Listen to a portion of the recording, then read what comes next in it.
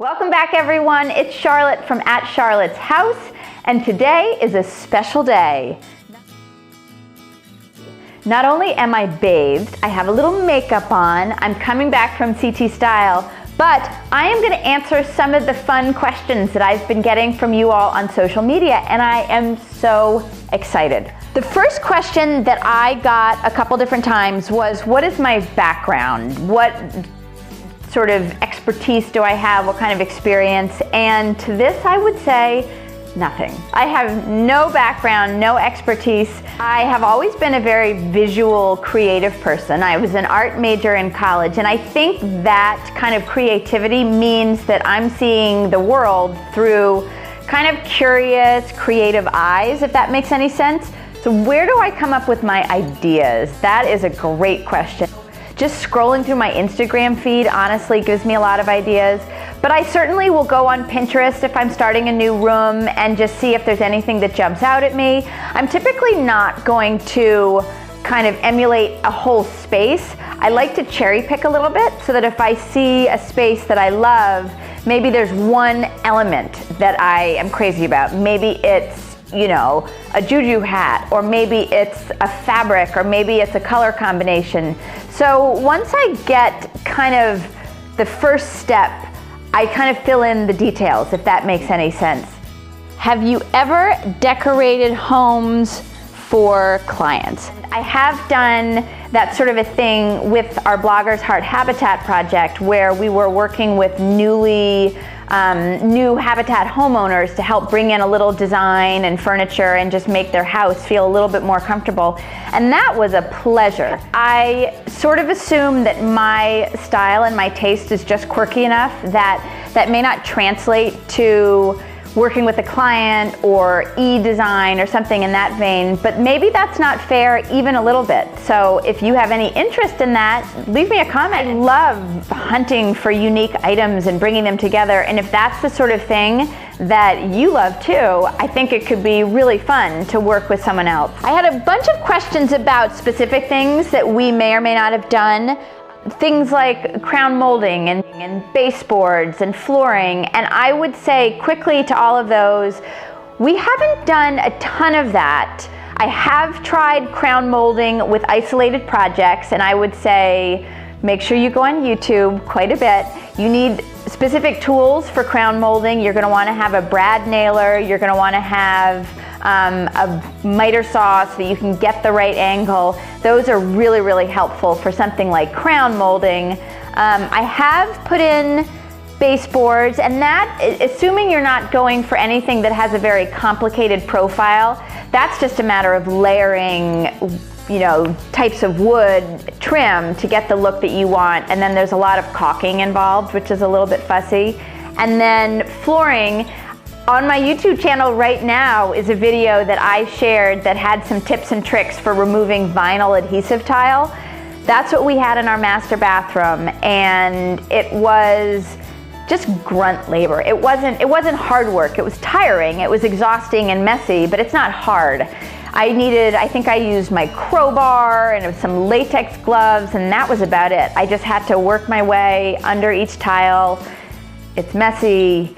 It's time consuming. You're standing up, you're sitting down, you'll be sore the next day, but it was pretty easy. My attitude with any sort of a project around the house is that if the worst case scenario is that I'm gonna call in an expert and the work needed to happen anyway, then I might as well try it. So if you have a toilet that's broken, you know you're gonna have to fix that toilet, so why not give it a whirl?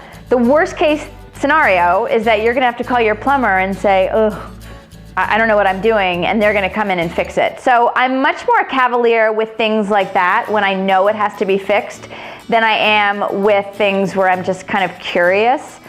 I had a question on carpeting stairs, and it's funny because we have two stairs in this house. One set of stairs is carpeted and one set isn't. I think, so pros and cons, I think the pro of carpeting, which is why we did it in our back stairs in this house and our main stairs in our old house, is that it makes it a little quieter. When you have kids like tromping up and down the stairs, it gets loud. So that was one of the reasons that I put a runner on the stairs that the kids use most often. I think the con is that it's one more thing that's gonna wear out that you'll have to replace. It also, I don't think it looks quite as polished and formal, if that makes any sense. So the foyer stairs that are right around the corner from us, I didn't carpet. They're painted a lovely sort of matte black. They really suit the space. And I know I'm not a formal person, but that foyer, it really is the first thing that I fell in love with in this house. So I haven't done anything to those stairs, and that's okay. The kids don't use those quite as often. So I would say it's an easy DIY, but it's kind of an aesthetic decision. Like I said, no rule, it's your house. Do I keep everything I buy at the flea market? I kind of do. Sometimes I'm buying for another person, but more often than not, I'm buying for a project I'm doing for the blog or a room reveal. And a lot of times, if it's just $5 or $6 and I love it, I'm just gonna buy it. And I will often bring things into photo shoots, so it's nice for me to have a little bit of an assortment, but I definitely have shelves in my shed that are just filled with things that I liked with no home. I love this question. How do you balance the wants of your kids with their vision for the space? In my experience, when designing a kid's room, they want isolated things. They don't necessarily have a vision for the whole space. They just want like fuchsia or trucks or a swing. I think it's their room. And I think if they want something that's not going to damage the integrity of the house, it's not gonna be dangerous for them, I will probably find a way to include them as much as possible. Something like fuchsia walls, I probably would say no to that because I know how much time it's gonna take to paint them fuchsia. I know how much time it's gonna paint them unfuchsia, and I would worry that that would be tiresome to a child in a year or two, that they would outgrow it. But I might paint a fuchsia wall. I might paint their desk fuchsia.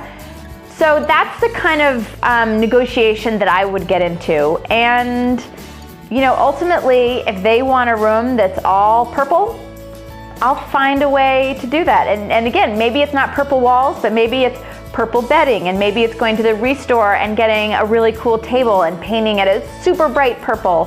And again, I am the adult and I have a better sense of what will work.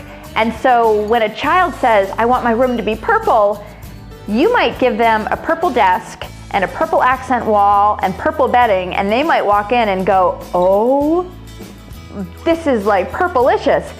So just because they're asking for it, it doesn't mean they know best. So I think that's the kind of conversation that we would have. Last but not least, how do you have time for everything?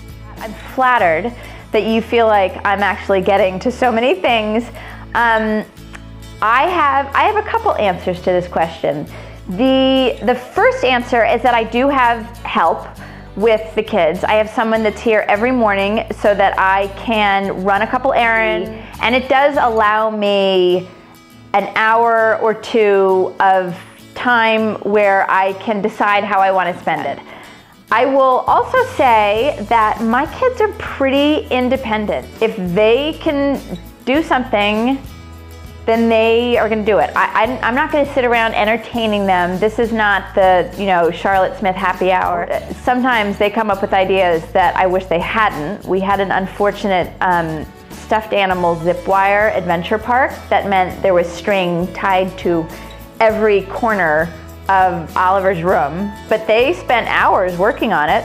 I just had to untie a lot of knots when it was done. If they're safe, if they're engaged, I let them kind of have free reign. I spent years in the classroom. I spent years as a guidance counselor in a public school, and those environments are filled with moving parts and balls in the air. So I think I also have gotten pretty adept at just kind of keeping track of what needs to get done when. I have a lot of calendars, I have a lot of to-do lists, but I also just at any given point sort of have a pretty good overview of what needs to happen when.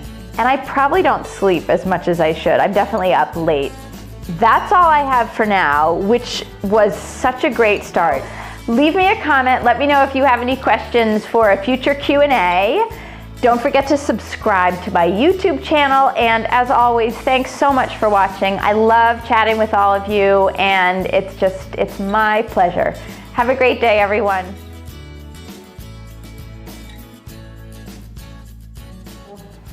I don't know. I hope that answered that question.